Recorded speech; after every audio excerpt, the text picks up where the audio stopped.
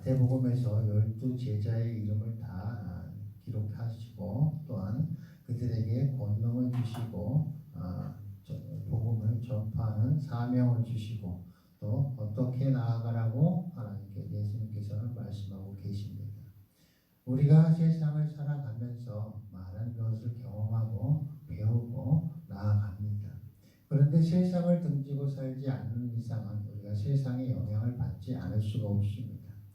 그런데 분명한 것은 성경에서는 우리가 홍해를 건널 때 우리를 따라오는 우리를 방해하는 모든 것을 다 진멸해 죽이시는 것을 보이시고 또한 여리고성을 들어갈 때도 모든 것을 다 진멸하라 가축도 다 진멸하라고 말씀하시고 가나안을 들어갈 때도 12부족으로 다 진멸하라 가축까지 다 진멸하라고 말씀하십니다.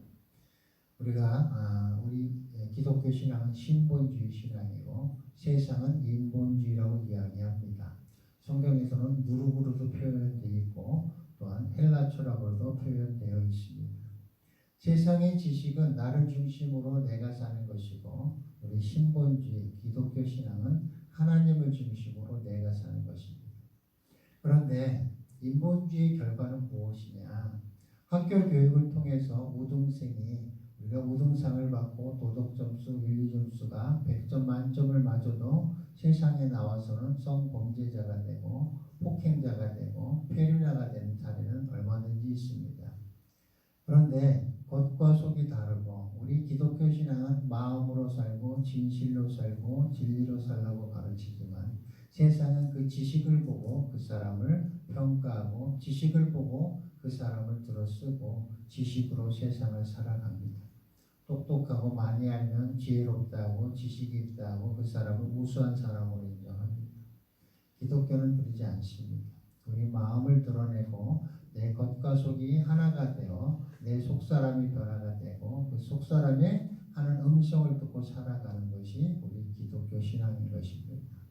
그래서 우리는 속에 있는 하나님은 사랑이시라고 말씀하셨듯이 내 안에 계신 사랑이 하나님이시고 하나님은 사랑이신 것입니다.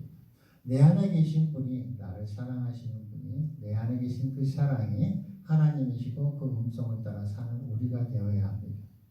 우리가 하나님의 말씀대로 세상을 살아갈 때 세상은 하나님의 말씀이 생명이 되고 세상을 다스리는 그런 하나님이 되실 것이고 하나님이 우리를 통하여 세상을 다스릴 것입니다. 그런데 우리가 이것을 다 진멸하지 못하고 내 마음, 내 생각을 다 꺾지 못하고 하나님의 뜻대로 사는 것이 아니라 내 생각과 지식과 내 경험을 통해서 세상을 살려고 하면 결국은 하나님이 일을 할 수가 없는 것입니다. 그래서 예수님께서도 이 땅에 오셔서 우리에게 나를 부인하고 모든 것을 두고 따르라고 말씀하셨고 베드로 또한 많은 제자들이 자기의 삶의 현장의 모든 것을 떠나고 내가 축적해놓은 이 세상에 누리는 모든 것들을 다 세상에 환원하고 돌려주고 하면서 예수 그리스도를 따르게 되고 여기서 말씀하신 것처럼 너희가 거저 받았으니 거저 주라는 그런 권능을 주시고 권능을 행하며 세상에 그리스도가 왔음을 전하게 하시고 또 천국이 가까이 왔음을 전하게 하십니다. 천국이 가까이 왔다는 건 무슨 뜻이냐면 심판의 날이 다가왔다는 뜻이고 구원의 날이 왔다는 얘기입니다.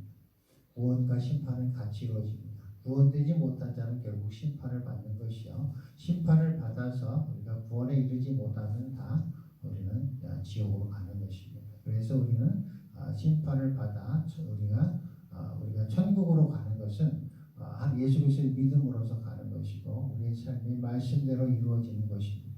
그래서 우리가 인본주의 삶을 사느냐 신본주의 삶을 사느냐는 딱 하나입니다.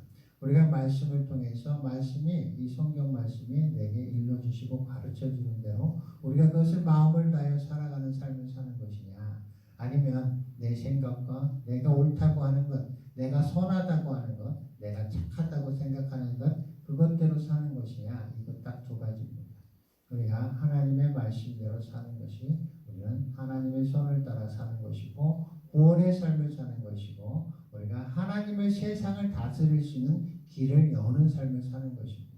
그래서 우리가 교회에 나와서 우리가 예배에 참석하고 성경 말씀을 읽고 매일 시간을 정해서 기도를 하고 하는 것은 우리가 하나님의 뜻 가운데 있기 위해서 하는 것이고 내 생각, 내 지식 모든 것을 진멸하고 오직 주님의 말씀에 따라 우리가 살려는 우리의 의지를 드러내는 것이고 우리가 우리의 마음 가운데 있는 것들 그 음성을 통해서 하나님이 역사하기를 원하시고 그 음성대로 우리는 살아가야 하나님께서는 우리를 역사하시고 인도하시고 하나님의 말씀이 생명이 되고 또 진리가 되는 것입니다. 그래서 우리가 하나님의 뜻을 행하는 데 있어서 여기서 보시면 자기가 의식주 먹을 것을 받는 것이 마땅하다 말씀하십니다.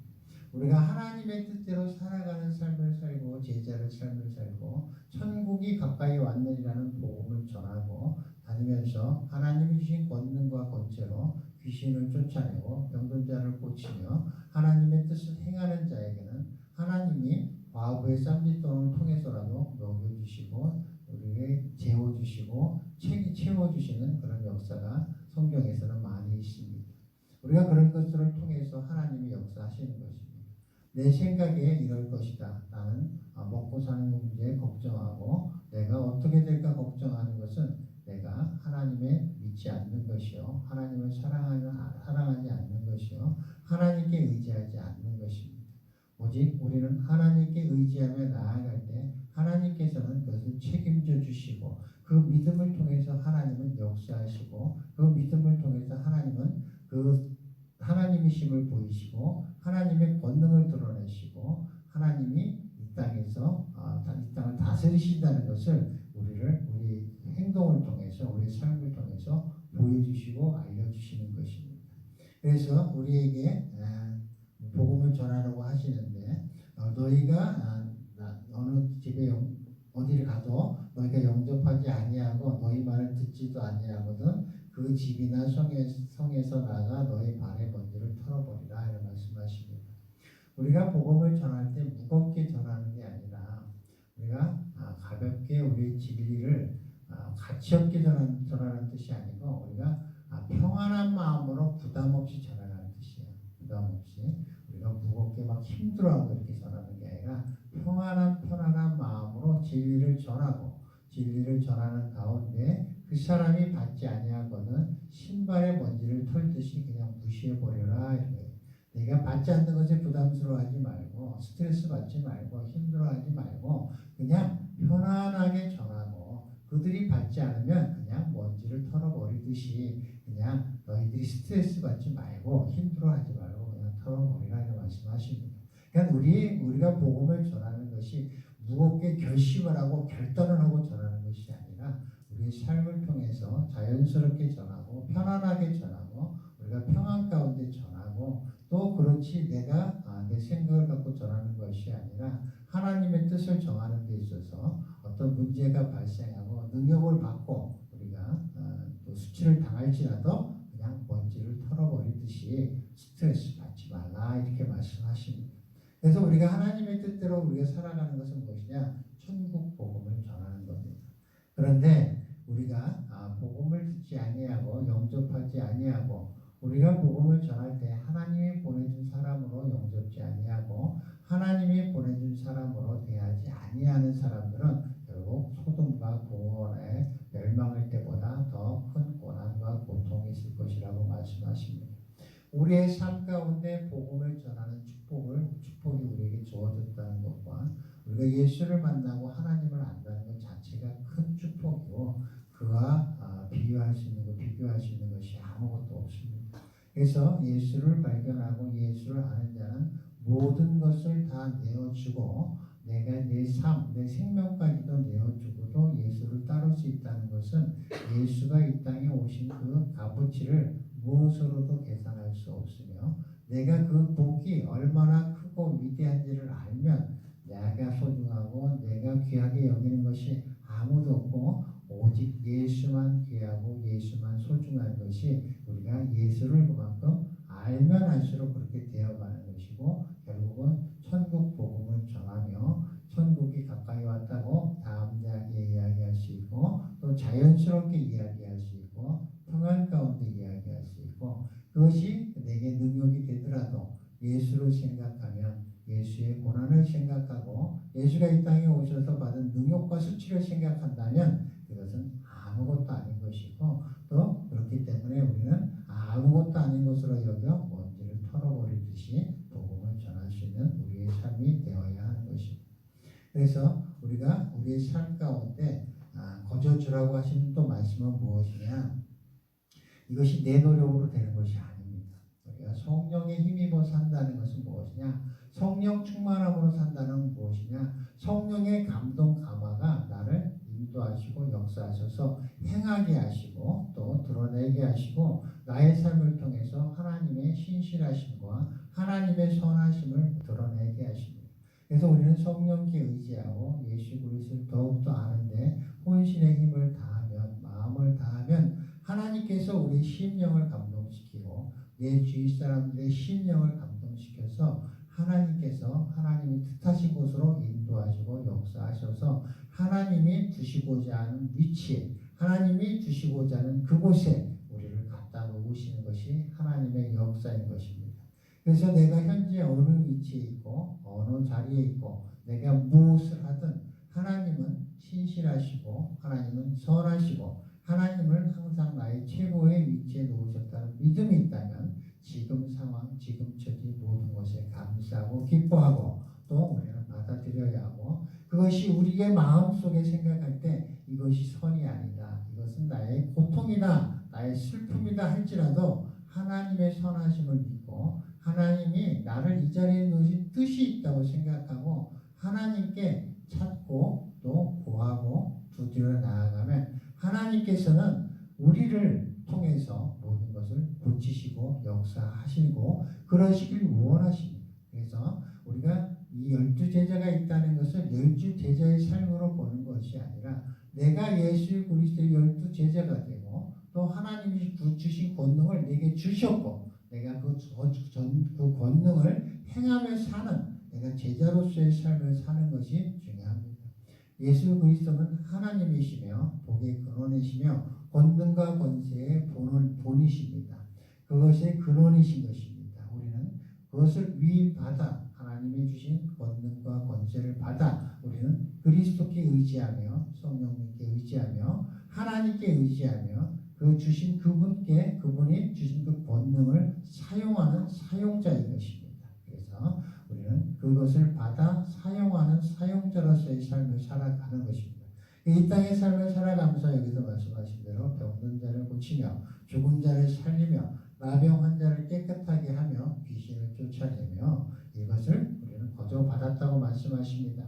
우리가 이것을 아멘으로 받고 행하면 훈련이 되면 바로 되는 것이 아닐지라도 우리가 훈련이 되고 믿음으로 행하면 하나님께서는 이것에 능력을 주시고 우리의 마음을 보시고 우리의 심령에 우리 중심을 보시고 하나님께서는 우리와 함께 하시며 같이 이루시는 것입니다.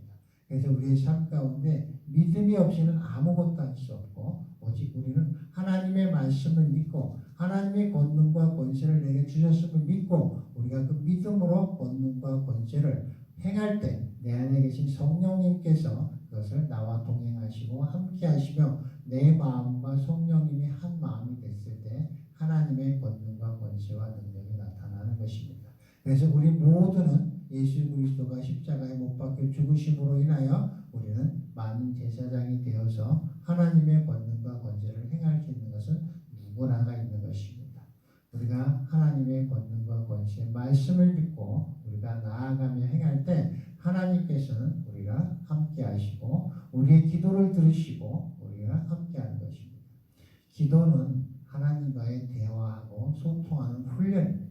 내 소원, 내가 원하는 것을 이루는 것이 기도가 아니라 하나님과 소통하고 하나님과 확증하고 하나님과 대화하는 것이 기도입니다. 그래서 우리 삶의 기도가 내가 원하는 것만을 부르시고 내가 원하는 것만을 이야기하는 기도가 아니라 내 속에 계신 성령님의 음성을 듣고 하나님의 말씀의 조명을 받아 그것이 성령님의 음성인지 악한 것들의 음성인지 내가 선하고자 하는 내 자아의 음성인지를 분별해서 하나님의 음성에 따라 우리가 삶을 살아가고자 할 때 하나님의 제자 되고 예수님의 제자 되고 성령님의 제자 돼서 우리가 그 제자로서의 삶을 충실한 삶을 살아갈 수 있는 것입니다.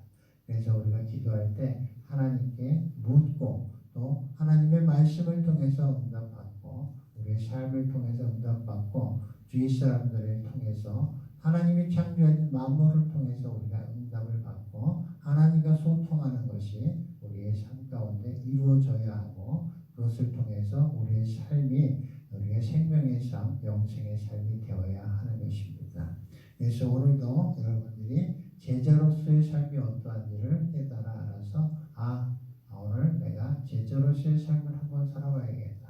오늘 하루는 내가 하나님의 예수님의 제자다. 12제자 가운데 나는 하나인데 오늘 내가 12제자로서의 삶을 이렇게 살아야 되겠다 하는 음성을 들으시고 오늘 하루도 제자를 내가 예수 그리스도의 제자로서 살아간다는 그 권능과 권세를 받은 사람으로서의 삶을 오늘 조명해 보는 것이 오늘 축복된 오늘 하루가 되지 않을까 생각합니다. 오늘 하루 여러분들의 삶이 제자로서의 삶이 되기를 축원드립니다.